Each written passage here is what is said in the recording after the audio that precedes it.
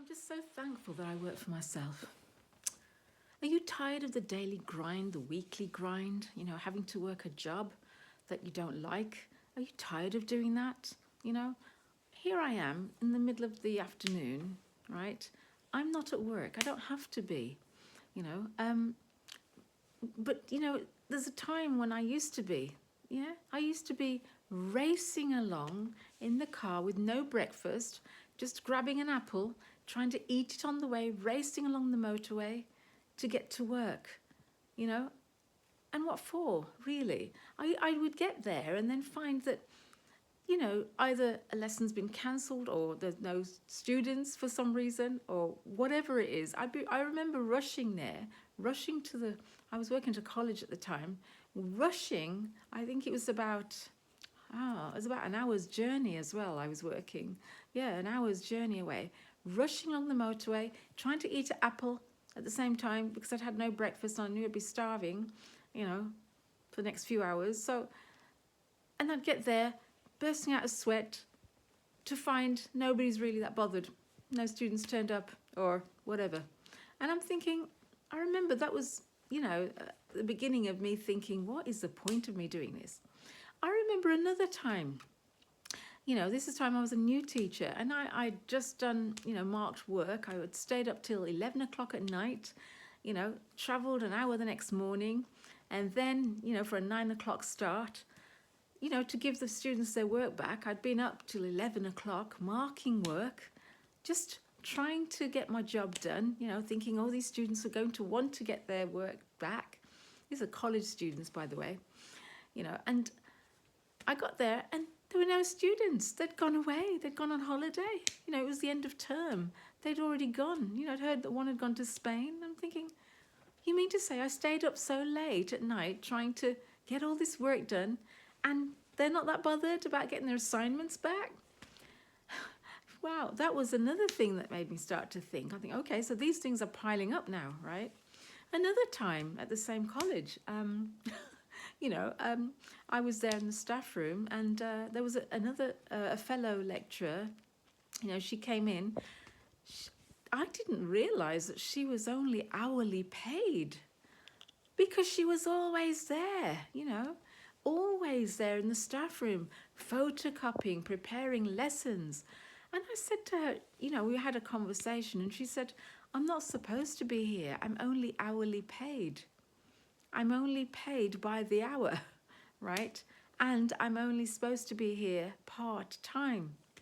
I think she was only supposed to be there 3 days a week, and it wasn't 3 full days. She was supposed to be there, I think it was like 3 hours a day or something like that. But she was always there, like 5 days a week I'd see her in the staff room, doing something.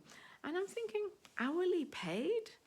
I said, if you really work all that out, you're probably getting less than £5 an hour for what you're doing. And she was so stressed, she'd got all this more, assignments to mark and she's preparing lessons. And I'm thinking, hourly paid? Yeah, if you work it out, it's about £5 an hour. If that, the amount of work that she was putting in. I'm thinking, this is getting ridiculous. So I think it was probably from there I was starting to think, you know what? Something about this isn't adding up, right?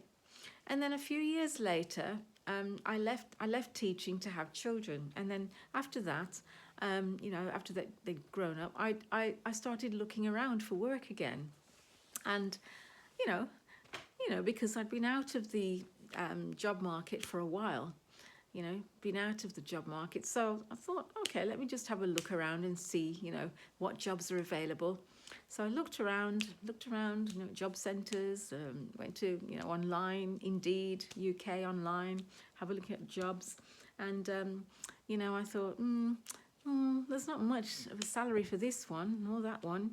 And then some of the jobs that I looked at, they wanted somebody that was superhuman. It seems to me you had to be excellent organiser, amazing with people skills. You had to be really reliable, and you had to be, what else was there? There were so many things that they wanted, and I was genuinely thinking to myself, but that's not me. I'm none of those things. I'm not extraordinary. I'm not an extraordinary person. I'm just a normal person. And yeah, I will do a good job, but the adjectives they were putting in front of the skill set that you needed, I'm thinking, this is just, it was so off-putting to me because I'm thinking, no, I'm just an ordinary person. And then I looked at the salary, that they were exchanging for this extraordinary skill set. And that was like, what are you saying? What? £10 an hour? £12 an hour? £20 an hour? I'm thinking, but I thought you wanted Superman, Superwoman, in exchange for nuggets, for peanuts, basically. I'm thinking, so I would have to take myself and the skills that I've got, pump them up another level, right? Okay, just to meet your requirements in exchange for peanuts. In exchange for peanuts, literal, like peanuts. Well, it felt like it wasn't literal, but you get the drift. And I'm thinking to myself, this doesn't seem right at all. It's not right, is it?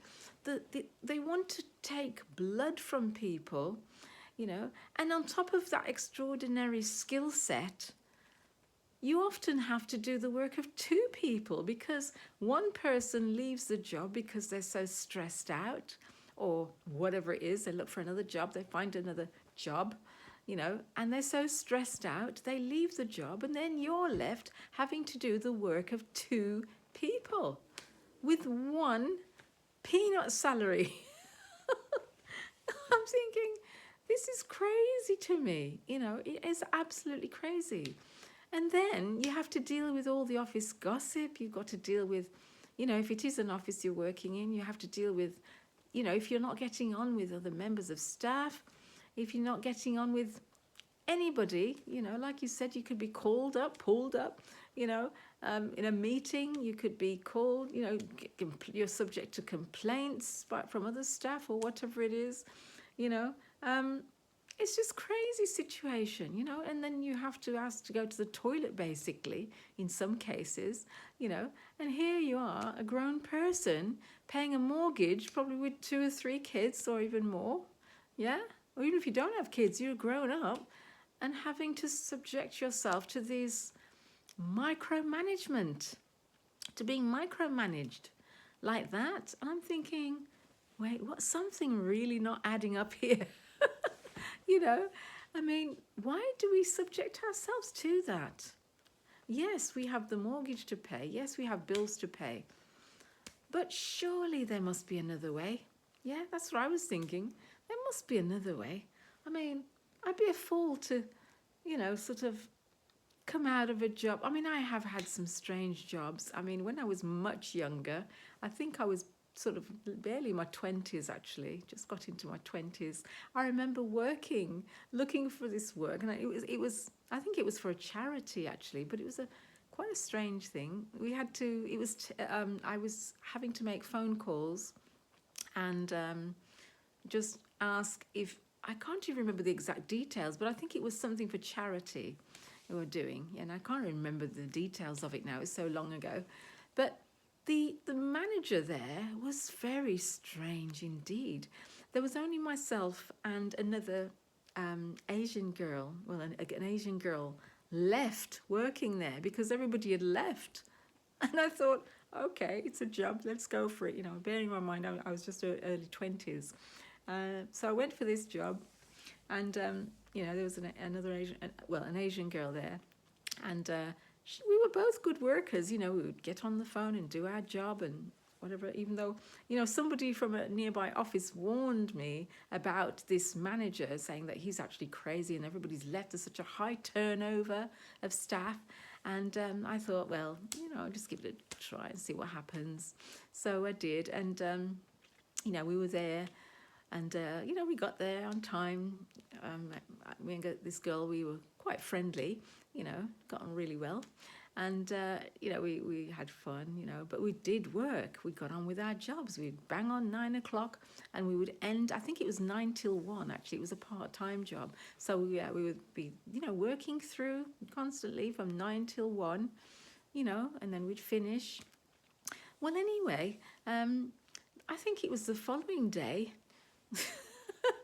we noticed this manager being rather strange. You know, the door was slightly open, and we noticed some eyes peering through the crack of the door. And my Asian friend nudged me, and she said, you know, and I looked, and lo and behold, this manager was spying on us through the door, the crack of the door. And I'm thinking, why on earth is he doing that? You know? But anyway, I just carried on with my job, and I thought, oh, really weird. You know, I was getting weirded out by that, but I just carried on, you know, and the two of us, we looked at each other, we just carried on working. And then I think it was the following day or the following couple of days, because we weren't there very long. The following couple of days later, he rang at 9 in the morning, you know, to see if we were there. And I thought to myself, why are you ringing? We are trying to make phone calls. We're ready. You know, he said, why are you there? You know, just checking to see if we were there. And I'm thinking, this guy is so paranoid. He was literally paranoid, and he was so very strange person. And I'm thinking, I'm just barely in my 20s, and this other young lady was there, and we looked at each other and thought, what is going on with this guy? Anyway, things came to a head when he showed up about 10 to 9 one morning, and, you know, just said to us, you know, just looking at us and asking us all kind of questions like, you know, you get to work, you know, are you ready for work? And he was going in on us, and, you know, we were like, well, something's really wrong. Anyway, it came to a head. He started arguing with us, you know, and I just said, you know, because this was going on for about a few days, because I don't think we lasted a week in that job, actually. No, maybe it was a couple of weeks we lasted. But this manager was picking at us and checking on us all the time. He was intolerable. He really was. And he looked crazy as well, you know. He'd got the crazy look in his face. And the two of us, we looked at each other and thought, mm-mm. Anyway, one thing's got to a head, and I just said one day, I'd had enough. I said, I'm leaving. I'm out of this place. And I got up, put the phone down, got up, and, you know, about to walk out the room. My Asian friend said, and I'm not staying here on my own. And she followed me out, and we both went. And the look on this manager's face was like, oh, he could not believe it. He'd been left with no staff. You know, all his staff had left. So we just left, and me and my friend, we just went out, and I said, by the way, we expect to get paid, you know, so you need to give us the money that you owe us. And he was shaking by this time, trembling. And I said, yeah. I said, you just wait there a bit. I said, yeah, we need it now, because we're not going until we get paid. Because at that time, we were being paid cash in hand, you know, years ago. And I said, we need our money. We're not leaving. I can't believe I said this. I was 20, barely 20. And I was just saying to her, we're not going until we get our money. You know, and to be honest, we did. He nervously went and got the envelope and gave us our money, you know, what he owed us. And then we just stormed out and said, see ya, we ain't coming back, you know. And I think he was just in disbelief, you know, so he was left with 0 staff. So, you know, again, that was another a weird, strange, very strange experience with work. And so I think all these things sort of built up, you know, and then, you know, you just start to think, after a while, you start to think, this is not really great, you know. The world of work isn't really set up to help you to succeed and thrive, is it really? I mean, you know, you've got these employers that don't trust you. You've got employers that want you to be superhuman. You've got them, you know, exchanging these superhuman talents for nuggets, you know, peanuts, salary. And I'm thinking, you know, is it really set up to help us, you know? Are we going to thrive if we continue in these jobs, you know? It really is something to seriously think about. You know, are you really giving blood, basically, in exchange for peanuts, you know? You're giving years of your time, years that you cannot reclaim. You cannot reclaim those years. You can't get those years back. So is it really worth it, you know, in the end? You know, it just makes me think, really, for you. It's not a great thing to be doing. If you find yourself stuck in a job like that, or like any other job, basically, that you're expected to give the earth, and they're just paying you back in peanuts. You can just basically pay your mortgage, just about pay your mortgage, and you've hardly got anything to save after you've paid your bills, your utility bills. You need to think about what you're doing, really. You really need to think about it. And I'm not saying just leave your job just like that, because obviously, you do need to plan things out.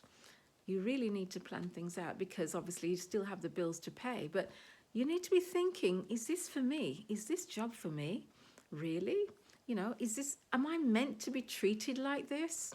I'm an adult, I'm an adult. You're an adult. You've got bills to pay. You've probably got children, grandchildren even, maybe, and you're being treated like this, It's too much pressure. Are you doing the work of two people in your job?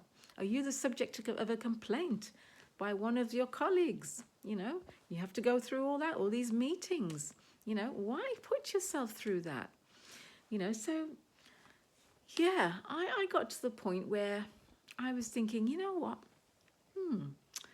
Fast forward a few years, I after like 20 years, I was again, for some reason, looking at jobs, because as you do, you want some money to look for work. So I just thought, oh, let me look for some jobs.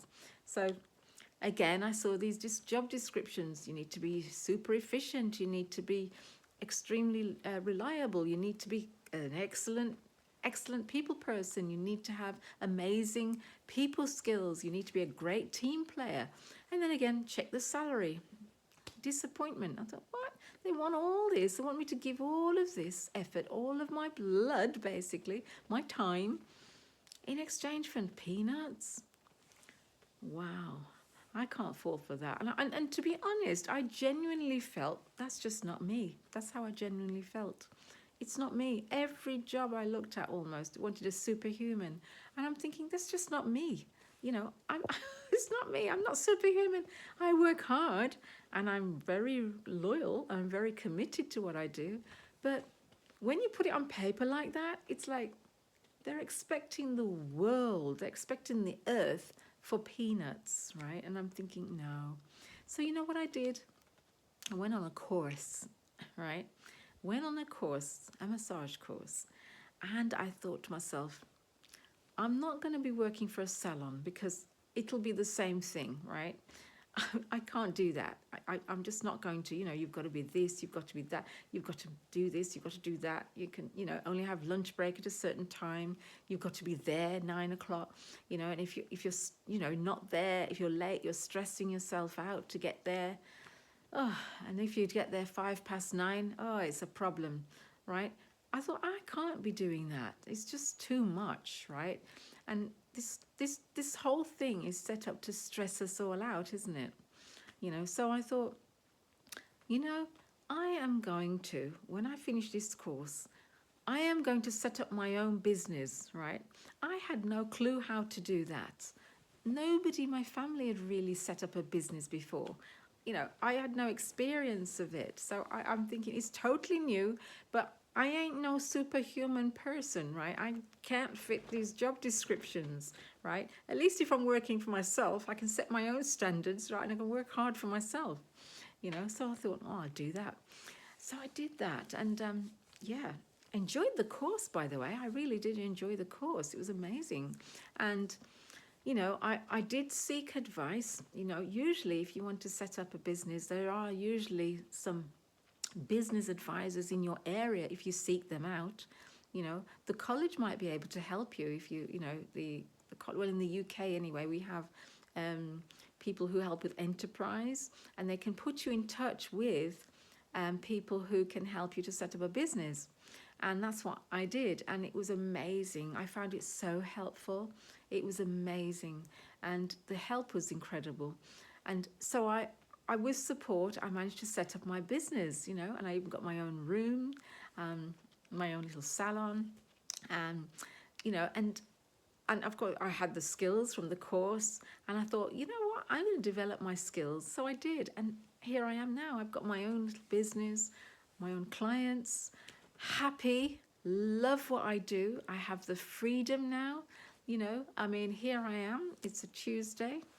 I've had the day off basically. I've had Tuesday off because I wanted to have the day off. I didn't book any appointments this day, so it was amazing, and I love it.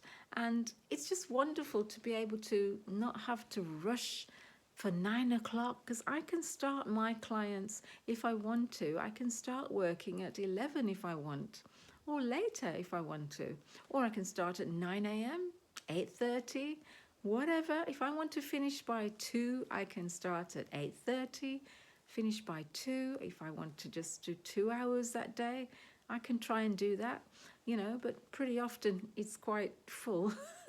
But that's okay, because I can give myself a couple of days off, you know.